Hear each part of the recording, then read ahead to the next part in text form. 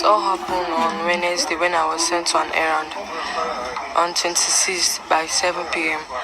My uncle sent her, but before then, I already planned with my boyfriend that we are going to see on that day. So on following that day, we went to his place. I spent 3 days, but through all those that was going on, we called our uncle. My uncle called, so he picked it. We did it inform that I was kidnapped. He told them that I was kidnapped. Throughout the 3 days, we demanded for 500, but it was not paid. The only one that was paid was 20,000 to another account. He said, according to what he told me. So before I came to the nearby building, by that time my uncle had already reported to the nearby building that I was missing. So throughout all the investigation, I was lying.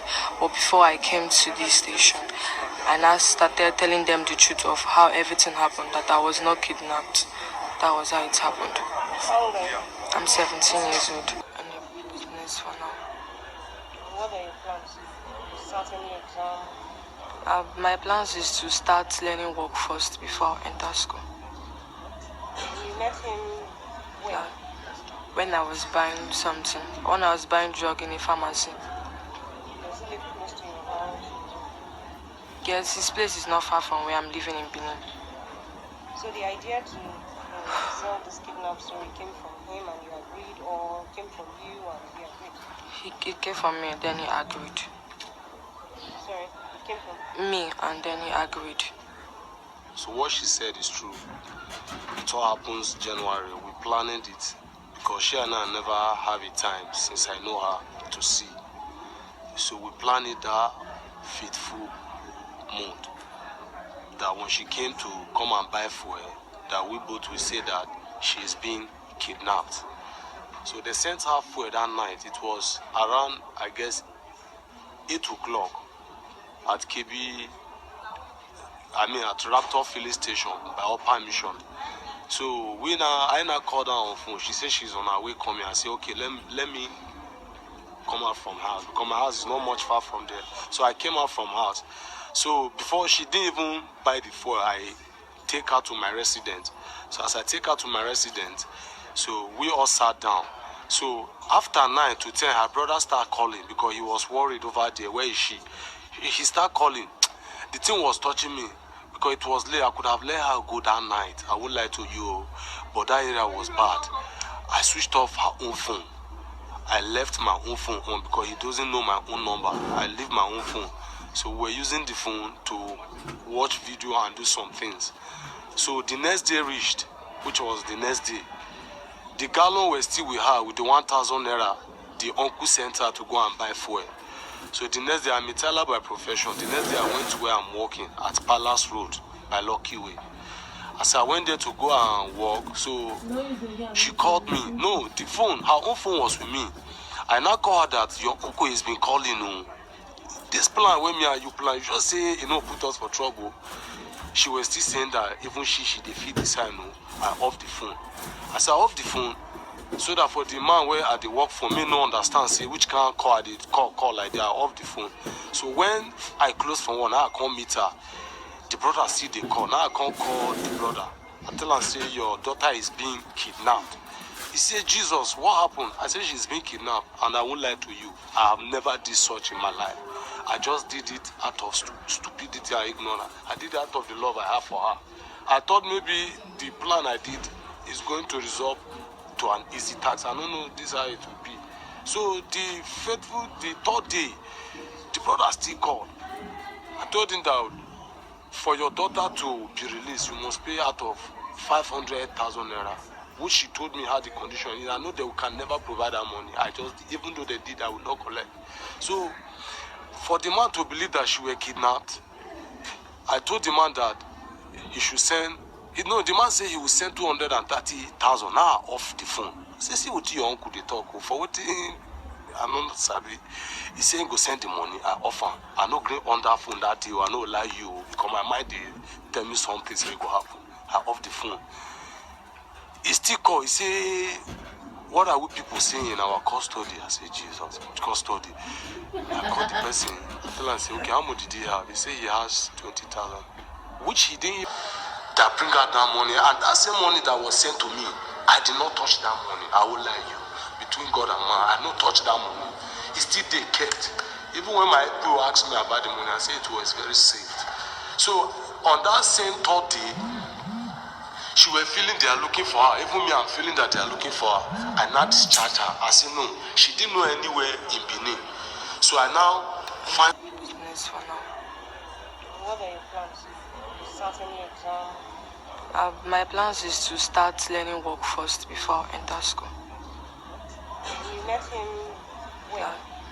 When I was buying something, when I was buying drug in a pharmacy. Does he live close to your house? Yes, his place is not far from where I'm living in Benin. So the idea to sell this kidnap story came from him and you agreed, or came from you and he agreed? It came from me, then he agreed. Sorry, it came from Me, and then he agreed. a cab along the road. I said, let the cab drop us at New Benin, which the cab did that. They dropped us by Edopolode near police station. So I dropped her there. I now called the brother after some time. I say, your daughter is being released. Oh, come and took her. Even when she was standing, I was like far away staring at her because let me know how it would be, whether she would truly be going home or the brother would not call. Let me be aware of all that. One day, the next day I go work. I know the figure. If I hold trouble with the knack ties, my body know the comfortable. I was expecting maybe she would chat me on WhatsApp or chat me on Facebook. No call, nothing, nothing. And me, I was afraid to call her because I didn't know who would pick. I didn't know she was in the hand of police. So that same day, the second day, I did house by 1:30. I did sleep. That police just did knock for my window. Me no know say na police, so I no lie you. They did knock because nobody don't ever do that kind of knocking. They say open the door. I was afraid. They say open the door. It's police. I say Jesus, what did I do? I will lie to you. The can't fear when enter me that night. I no feel open door. Now somebody out of the tenant now go open door where they can't enter. Me come quickly run go my neighbor room, go sleep. Now there they take carry me. And since then I did stay CID. That was what really happened. how old are you? I'm 31 years old. She said she gave you the deal. Of course she did, and I follow up with it. Me being the elder, I suppose not allow that plan to conclude because I had the sense of reasoning more than her. I suppose I should have not allowed that to happen, but I didn't know what come over me in that particular moment. I just take the idea like that. That was, she told me everything. I was even telling her that I will support her for her education because she got an admission for nursing school. With the admission, as I'm talking to you now, is on board now. She have sewed the uniform. She have done everything now. It's only her to represent so that she will start going to the school. And me that I'm talking to you now, the same work where they work before all those plans now, the man now will be thinking I ran away with the money. He didn't know I mean what I used my hand put, he don't know. A case of abduction and also kidnapping carried out by one Emmanuel Christopher, a male of 28 years also, an indigenous of Isakowes, local government of Edo State, who conspired with his girlfriend, one Chididia, one Chidiadi Chukwuemeka, aged 17 years, to kidnap her when the brothers sent her on an errand to buy fuel on the 26th of January 2022. She now went to her boyfriend, who among themselves conspired to inform the brother, one Kingsley Chukwuemeka, age 34. In a nutshell, the 17 years old girl and the 28-year-old guy they are both arrested now and in the police custody. So, in your own point of view, what do you think is the best punishment for these two people? Regarding the fact that, or thinking about the fact that it is the 17-year-old girl that actually lured the boyfriend into doing this whole thing. According to the guy, he wasn't even interested in anything of such, but the girl lured him and he succumbed. So, who do you think should be blamed here? What are your thoughts about this?